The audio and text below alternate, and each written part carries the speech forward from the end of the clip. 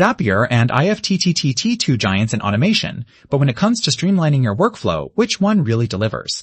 On one side, Zapier, the automation powerhouse favored by professionals. On the other, IFTTT, the simple yet flexible tool that anyone can use. We're putting both to the test in real-world scenarios you actually care about. Features, ease of use, integrations, pricing, and more. Let's skip the shiny promises and focus on what truly matters. Each round earns points, so at the end you'll know exactly which platform stands out. And trust me, the winner might surprise you. Let's get into it.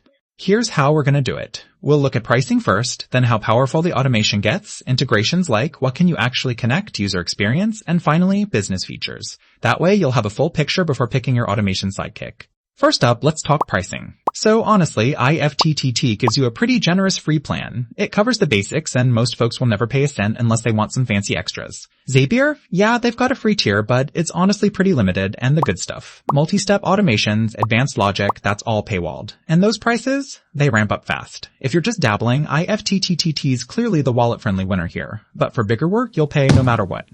Next, let's get to automation power. Here's where Zapier just shows off, to be honest. Multi-step zaps, all this conditional logic like, if this happens and also this other thing, the do that. It's really powerful. But IFTTT, on the other hand, kind of keeps things basic, super easy, sure, but you're pretty much stuck with single-step actions. So if you want to get clever, Zapier's where it's at. But fair warning, those advanced builds, they take some time to figure out. Integrations. Okay, this one's a bit trickier. Zapier has like a massive list of business and productivity apps, stuff like Slack, Asana, Google Sheets, you name it.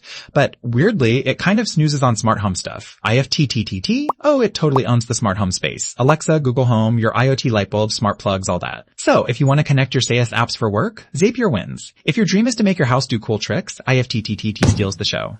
Oh, and here's something cool. Did you know Zapier and IFTTT both kicked things off way back in 2010? Yeah, so over 15 years in the game. No wonder they built up so many integrations.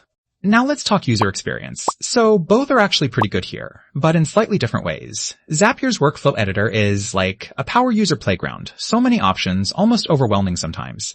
But they do have templates if you want quick wins. IFTTT, meanwhile, is just super simple. Drag, drop, done. Totally beginner friendly, especially on mobile. But when you try editing those advanced setups on IFTTT, yeah, the interface can get slow and messy. Honestly, I'd call this category a draw. Depends what you need. Alright, final round business features. If you're working with a team or you want analytics and serious controls, Zapier is basically built for you. Teams, folders, history, all the works. Of course, all those features live on the paid tiers, as usual. IFTTT? Not really for business, honestly. It's fun for personal stuff, but teams and collaboration are barely a thing. So, yeah, if you need to run automations at work, Zapier is the clear winner here. Alright, so stepping back, you can see the strengths pretty clearly. Zapier hammers business features and crazy automation power, while IFTTT keeps things super accessible and wins for those personal smart home automations. Pricing definitely leans toward IFTTT, but for overall muscle, Zapier pulls ahead. So bottom line, if you're a business, a power user, or you've got super complex workflows in mind, Zapier is probably the pick. But honestly, if you just want to connect your lights, check your weather, automate some small stuff around the house, IFTTT is ridiculously easy and totally enough. If you found this helpful, make sure to hit that subscribe so you don't miss the next